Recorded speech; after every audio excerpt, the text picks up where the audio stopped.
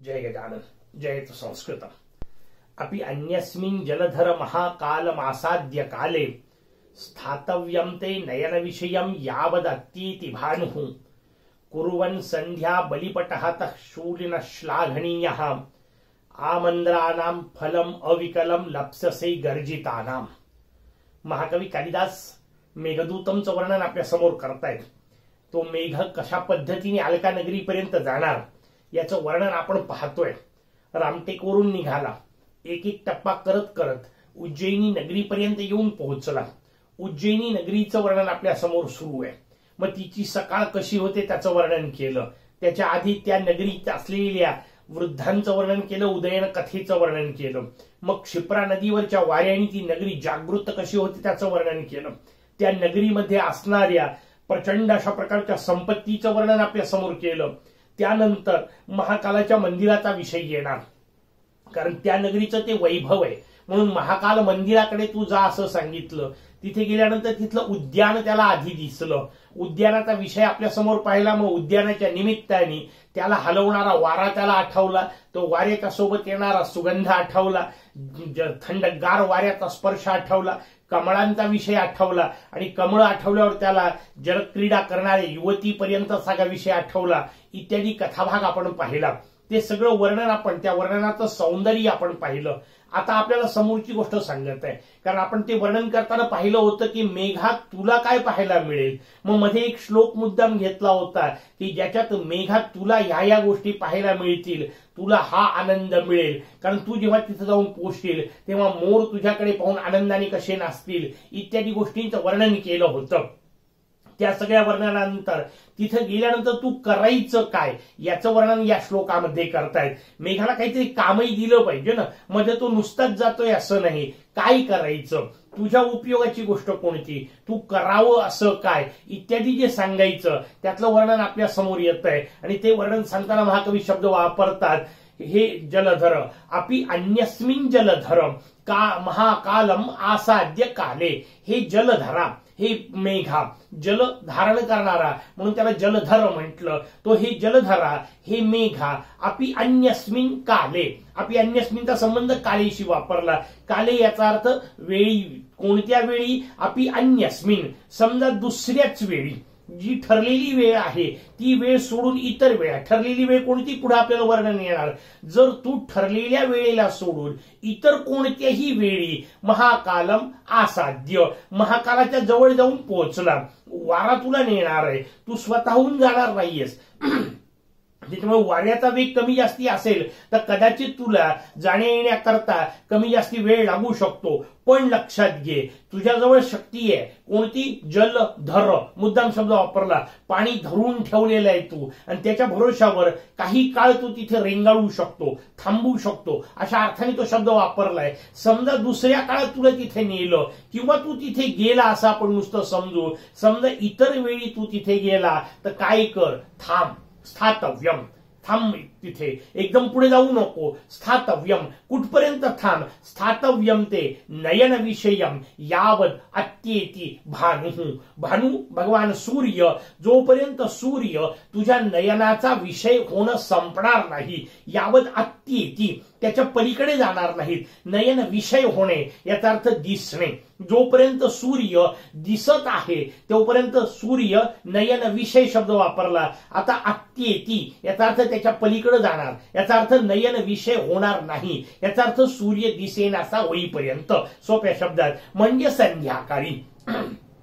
त्या संध्याकाळचं वर्णन आपल्या समोर महाकवी कालिदास करतायत आणि मग ते त्याला वरती म्हणजे उल्लेख वापरला, त्याचा अर्थ आपल्याला लागतो। अपि अन्यस्मिन् जलधर महाकालम आसाद्य काले, कोणता काळ, संध्याकाळ सोडून। समजा तू संध्याकाळी नाही गेला, होऊ शकतं सकाळी तू तिथे जाऊन पोहोचशील, होऊ शकतं दुपारी एखाद्या वेळा जाऊन पोहोचशील, मधल्याच कोणत्या वेळा जाऊन पोहोचशील, असा जर समजा गेला ना, स्थातव्यम, थांब तू तिथे, त्या मंदिराच्या आसपासच थांब, मंदिर सोडून जाऊ नको, संध्याकाळपर्यंत तिथे थांब। का, कारण संध्याकाळी आरती होणार आहे। किती मजेदार रचना आहे, लक्षात घ्या। तुम्हाला सकाळी नाही आरती होणार का, बिलकुल होणार। सकाळी पण आरती होणार, दुपारी पण आरती होणार। मंदिरामध्ये वेगवेगळ्या 3-4 वेळा आरत्या करण्याची पद्धत असते. अर्थात ही आरतीची रचना मोठी सुंदर आहे, लक्षात घ्या. विषय निघाला म्हणून गमतीने मी आपल्याला सांगतो. वास्तविक पूजा विधी नावाची जी गोष्ट आहे त्यात आरतीचा उल्लेखच नाही. आपण ज्या आरत्या म्हणतो त्या काही पूजेत दिलेल्या नसतात, कारण अनेक आरत्या तर मराठी भाषेत आहेत, पूजा संस्कृत भाषेत लिहिलेली असते. ती आरती त्या पूजेत असण्याचं कारण नाही. पूजेमध्ये निरांजनार्तिक्य दीपम हा उल्लेख आहे. निरांजन करावं, भगवंताची आरती ओवाळावी, पण त्या आरतीच्या सोबत जे शब्द आपण वापरतो ते मूळ पूजेतले नाहीत. म्हणून आरत्या प्रत्येक जागी वेगवेगळ्या आहेत. पण लक्षात घ्या, कशासाठी करायची असते आरती त्याचा हिशोब आपल्याकडे सांगितला. त्या आरतीमध्ये पहिल्यांदा भगवंताला स्नान घालण्यापासून सगळ्या प्रक्रिया सुरू होतात. स्वागत केलं, अर्घ्यपाद्य इत्यादी दिले, स्नान घातलं, प्रसन्न झाला भगवान. स्नानाने शुद्ध, मुळातच शुद्ध आहे, परमपवित्र आहे, त्याला स्नान घातलं. त्याला पुन्हा नाना प्रकारे सजवलं, वस्त्र, अलंकार, पुष्पमाला इत्यादी सगळ्या गोष्टी, धूप, दीप, नैवेद्य इत्यादी सगळे उपचार झाले. आणि हे सगळं झाल्यानंतर भगवंताचं ते जे अलौकिक रूप आहे, धूपाने त्याला सुगंध प्राप्त झाला, दीपाने मुळातच तेजस्वी असणाऱ्या भगवंताचं तेज आणखीन वाढलं. त्यानंतर नैवेद्य प्रदान केला गेला. परम तृप्त असलेला भगवान अधिकच तृप्त झालेला आहे, आणि मग ते तृप्त रूप डोळ्यात साठवायचंय म्हणून आरती करायची. म्हणून मग पायापासून चेहऱ्यापर्यंत ती आरती फिरवायची. आणि ते फिरवत असताना त्या तेजामध्ये, त्या आरतीच्या त्या तेजाच्या माध्यमातून त्या तेजाचं दर्शन घ्यायचं, भगवंताचं दर्शन घ्यायचं, आणि ते रूप डोळ्यात साठवून ठेवायचं. म्हणून त्या याचं रूपाचं वर्णन करणे हा आरतीचा भाग असतो. मग तशा गोष्टी आरतीत आपल्याला दिलेल्या असतात. मग कशा पद्धतीने हे भगवंताचं सौंदर्य आहे, कसा सुंदर तो दिसतोय याचं वर्णन आरतीत असतं. रत्नजडित हिरे इत्यादींचं वर्णन आपल्या समोर ज्या आरतींच्या शब्दात येतं ते शब्द समजून घ्या. भगवंताच्या स्वरूपाचं वर्णन असतं. लंबोदर, पीतांबर, फणीवर बंधना याचं वर्णन आपल्या समोर येतं. वेगवेगळ्या प्रकारच्या त्या भगवंताच्या स्वरूपाचं वर्णन, त्या भगवंताच्या वैभवाचं वर्णन, दिसणाऱ्या दृश्याचं वर्णन केलेलं असतं. आणि मग ह्या आरती सकाळी पण आहे, दुपारी पण आहे, संध्याकाळची पण आरती आहे. पण संध्याकाळच्या आरतीला विशेष महत्व सगळ्या मंदिरांमध्ये प्राधान्याने दिल्या जातं. दोन कारण आहेत त्याचे. एक, सकाळची उपासना ही अनेक लोक घरीच करतात, कारण ज्याच्या त्याच्या घरची उपासना असते. संध्याकाळच्या उपासनेला सगळे लोक मंदिरात येणार, त्याच्यामुळे सकाळी जी आरती होणार ती फक्त गुरुजी पुजारी जे आहेत तेच करणार. संध्याकाळी अनेक लोक तिथं गोळा होणार, हा एक विषय. दुसरी गोष्ट, सकाळची आरती ही त्या मंगल पद्धतीने फक्त घंटी वगैरे वाजवून शंखनादाच्या सोबत केल्या जाते. मोजके एक दोन जे पुजारी लोक असतील, गुरुजी लोक असतील ते करतात. संध्याकाळी सगळे लोक असल्यामुळे स्वाभाविक एक जल्लोष असतो. आणि त्या जल्लोषामध्ये मग नगारा वाजवणे, तुतार्या वाजवणे, नाना प्रकारचे मंगलवाद्यांचे ध्वनी करणे, शंखनाद असतील, टाळ असतील, झांजा असतील, या सगळ्यांचा प्रकार संध्याकाळी आपल्याला जास्ती पाहायला मिळतो. म्हणून संध्याकाळची आरती हा अधिक आनंदोत्सव असतो. त्या आनंदोत्सवाचा विषय असल्यामुळे त्याला मुद्दाम सांगितलंय, तू संध्याकाळपर्यंत थांब. सकाळची आरती होत होती, तुला ऐकू आली असती, पण तिथं नाही सांगितलं, कारण त्याच्या एका वेगळ्याच गोष्टीचा उपयोग महाकवी कालिदासांना सांगायचा आहे. आणि म्हणून ते त्याला सांगतात संध्याकाळपर्यंत थांब. यावत अत्येती भानुः, जोपर्यंत नयन विषयम, डोळ्याचा विषय होणार नाही, जोपर्यंत तुला सूर्य दिसेनासा होणार नाही तोपर्यंत थांब. म्हणून संध्याकाळपर्यंत थांब. आणि मग तिथं थांबल्यावर काय कर, कुर्वन संध्या बलिपट हातम शूलिना श्लाघनीय. शूली, ज्यांच्या हातामध्ये शूल आहे, त्रिशूल आहे. शूल म्हणजे टोक, तीन ज्याला टोक असतात म्हणून त्याला त्रिशूल म्हणतात. त्रिशूल असणारे, त्रिशूलधारी असणारे भगवान शंकर, त्या शूलिना श्लाघनीय, अत्यंत श्लाघनीय, अत्यंत स्तुती करावी अशा प्रकारचं आरतीचं जे वर्णन, किंवा तू तिथं अशा पद्धतीचं काम कर. कुर्वन, कोणतं, संध्या बलिपट हाताम, संध्याकाळी तू बलिपट हाताचं काम कर. कशी मजेदार शब्द रचना आहे, समजून घेतलं पाहिजे. बली शब्दाचा एक अर्थ सगळे पशु, त्यांचा पट म्हणजे कपडा. तुम्ही पशु कुठं कपडे घालतात, त्याचं उत्तर आहे पशु नाही कपडे घालत. पशु जेव्हा मरतो तेव्हा त्याच्या चामडीपासून ज्या गोष्टी तयार केल्या जातात त्यांना बलिपट असं म्हटलं. त्याचा तो चमडा जो आहे त्यालाच पट्ट म्हटलं, कपडा म्हटला. कशावर लावल्या जातो, त्याचं उत्तर आहे नगाऱ्यावर लावल्या जातो. मग बलिपटक बनण्याची आणखीन एक हिशोब, जेव्हा बली दिल्या जात होते तेव्हा त्या दिलेल्या बळीच्या बाकीच्या गोष्टींचा वापर केला जायचा, त्या चमड्याचं काय करायचं, त्याच्यापासून नगारे तयार केल्या जायचे, त्याच्यापासून तबले मृदंग इत्यादी तयार केल्या जायचे. इथं प्रामुख्याने सगळ्यात मोठा विषय म्हणून आपण नगाऱ्याचा उल्लेख करू, मृदंगाचाही उल्लेख त्याच्यात येऊ शकतो, कारण मृदंगावरही तसंच चमडा लावलेला असतो. त्या मृदंगाचा उल्लेख, त्या नगाऱ्याचा उल्लेख, त्याला बलिपट म्हटलं, त्याच्यावर त्याच्यावर जे आघात होतात, नगारा वाजवणे मृदंग वाजवणे आहे, त्या गोष्टी तू कर. तू म्हणाल ढगाला कुठं मृदंग वाजवता येतो, ढगाला कुठे अशा प्रकारचं करता येतं? त्याचं उत्तर शेवटच्या ओळीमध्ये महाकवी कालिदासांनी आपल्याला दिलं. आमंद्रानाम फलम अविकलम लप्ससे गर्जितानाम. तुला गर्जना करता येते. आवाज कोणता करताय? ढोल नाही वाजवत बसणार तू, मृदंग नाही वाजवत बसणार तू, नगाऱ्यावर आपटायची गरज नाही. तुझ्याजवळ स्वतःचाच आवाज आहे आणि कसा आहे त्याचं वर्णन शेवटच्या याच्यात करताना महाकवी कालिदास संगीत क्षेत्राकडे वळतात. या व्यक्तिमत्वाची, या विभूतिमत्वाची किती वेगवेगळ्या विषयाची जाण असेल याचा आपल्याला थक्क करणारा विषय आहे.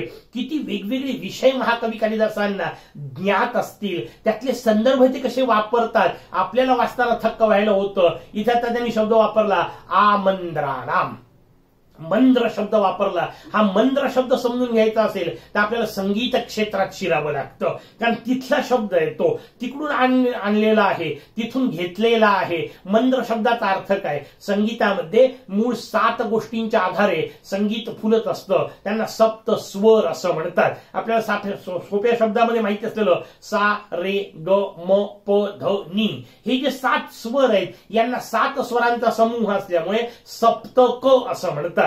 या सप्तकामधल्या प्रत्येक स्वराचे आंदोलन साहित्य शास्त्रात सांगितले. मग ते आंदोलन बदलत जातात, वाढत जातात. म्हणजे सा पासून सुरू झालेलं आंदोलन प पर्यंत 1.5 वाढलेलं असतं. सा पेक्षा प चे आंदोलन 1.5 अधिक आहेत. मग आता हे जे आंदोलन वाढत जातात ते वाढत नी पर्यंत गेल्यानंतर तिथून पुढचा सा जो आहे तो आणखीन वरच्या स्वरात लागतो, त्याचं आंदोलन अधिक वर असतं. मग अशा पद्धतीने वेगवेगळे सप्तक तयार होतात. अर्थात त्या संगीत शास्त्रातल्या सगळ्या तंत्रात मला आता नाही शिरायचं, काही गोष्टी मला फक्त आपल्याला सांगायच्या आहेत. हे जे वेगवेगळे सप्तक तयार होतात, या वेगवेगळ्या सप्तकातले सामान्यतः 3 सप्तक गायक लोक गात असतात. त्या 3 सप्तकांना मंद्र सप्तक, मध्य सप्तक आणि तार सप्तक असं म्हणतात. मध्य सप्तक शब्दाचा अर्थच आहे ते मध्यभागी असलेलं आहे. सामान्यतः बहुसंख्य गायक हे मध्य सप्तकात गातात, पण काही त्याच्यापेक्षा कमी आंदोलनामध्ये मग त्याला मंद्र सप्तक म्हटलं, काही त्याच्यापेक्षा अधिक आंदोलन करत गातात त्याला तीव्र सप्तक म्हटलं, तार सप्तक म्हटलं. आपण ओरडताना पाहिजे एखादा माणूस जो खूप जोरात ओरडत असेल, कशाला तार सप्तकात ओरडतोयस असा आपण सहज शब्द वापरतो. याचा अर्थ त्याच्या ओरडण्याचे आंदोलन खूप जास्त आहेत, त्याला तार सप्तक आपण शब्द वापरतो. रोजच्या बोलण्यामध्ये एखादा मंद्र सप्तकाचा विषय जो आहे तो आपल्याला, ज्याला सामान्य भाषेमध्ये खर्ज असं म्हटलं जातं, त्या खर्जामध्ये जो आवाज आहे तसा मेघाचा आवाज आहे म्हणून त्याला मंद्र सप्तक म्हटलं. 7 शुद्ध स्वर, 5 विकृत स्वर. काही शब्द म्हणून मजेदार आहे, हे शब्द संस्कृत मधूनच समजून घेता येतील. विकृत स्वर म्हटल्यानंतर मराठीचा अर्थ लावू नका. मराठीचा अर्थ लावला की विकृत याचा अर्थ वेडेवाकडे, वाईट काहीतरी असा अर्थ निर्माण होतो. नाहीये. संस्कृतमध्ये विकृत शब्दाचा अर्थ कृत म्हणजे केलेलं, विकृत म्हणजे विशेष पद्धतीने निर्माण केलेलं. ते जे विशेष पद्धतीने तयार केलेले स्वर आहेत त्यांना विकृत स्वर असं म्हणतात. असे 5 विकृत स्वर, 7 शुद्ध स्वर यांनी मंद्र सप्तक तयार होतं. आणि मग या मंद्र सप्तकामध्ये जे वेगवेगळे गाणे गायला जातात, मग रे ग ध नी हे कोमल गायल्या जातं, मला तीव्र गायल्या जातं, इत्यादी वेगवेगळे ज्या त्यातले पैलू आहेत त्या सगळ्यांचा विचार तिथे आपल्याला संगीत शास्त्रात मिळतो. आणि तशा पद्धतीचं जे सप्तक त्याला मंद्र सप्तक असं म्हणतात. हे जे मंद्र सप्तक आहे त्या मंद्र सप्तकात मेघाचा आवाज आहे, त्याची जी गर्जना आहे, त्याचा जो गडगडाट आहे तो या मंद्र सप्तकात असतो. आणि म्हणून त्याचं वर्णन महाकवी कालिदास करतात. आमंद्राणाम, तुझ्याजवळ जे मंद्र स्वर आहेत ना त्या सगळ्या, आ म्हणजे पूर्ण या अर्थाने, आमंद्राणाम परिपूर्ण मंद्र अशा प्रकारचे तुझे जे स्वर आहेत ते आमंद्राणाम फलम अविकलम, त्याचं जे फल आहे याचा अर्थ तुझ्याजवळ जो आवाज आहे त्या आवाजाचं जे फळ आहे अविकलम परिपूर्ण फळ, थोडंसं नाही, तुकड्या तुकड्यात नाही, सगळं फळ एकत्र तुला मिळेल. आवाज असण्याचं काय कर, लप्स्यसे गर्जितानाम, ते जे तुझी गर्जना आहे ते तुझ्याजवळचा जो आवाज आहे, गडगडाट जो आहे, त्याचं पूर्ण फळ तुला मिळेल. का? कारण जर तू त्या भगवान शंकरांच्या आरतीच्या वेळी गर्जना केली तर त्या सगळ्या ऐकणाऱ्यांना जणू काही मृदंग वाजतोय असं वाटेल, जणू काही नगारा वाजतोय असं वाटेल. आणि मग त्या आरतीमध्ये जेव्हा तू तुझे स्वर मिसळशील, खऱ्या अर्थाने तुला आवाज असल्याचं फळ प्राप्त होईल. तुझ्या आवाजाचं फळ याचा अर्थ तुला आवाज असल्याचा फायदा काय? त्याचं उत्तर आहे, भगवंतानी जर आवाज दिला असेल तर त्याचा उपयोग भगवंताच्या गुणगायनासाठी असावा, भगवंताची आरती करण्यासाठी असावा. आर्तपणे भगवंताला साथ घालणे याच्यात ज्याच्यात असतं त्याला आरती म्हणतात. तशी आरती तू कर, तशी आर्त साथ तू भगवंताला घाल. तुझा जो आवाज आहे त्या आवाजाचा उपयोग भगवंताचं गुणगान करण्यासाठी कर. या गोष्टीकडे महाकवी कालिदास त्या मेघाला सुद्धा उपदेश करतात. लक्षात घ्या, तो मेघ निर्जीव आहे. आपल्या दृष्टीने आपण जो विचार करतो त्या निर्जीव मेघात असलेला आवाज सुद्धा भगवंताच्या स्तुती करता असावा. मग माणसाचा कशासाठी असला पाहिजे याचा विचार करत थांबू बाकीचं पुढच्या श्लोकात. तोपर्यंत जयतु संस्कृतम्.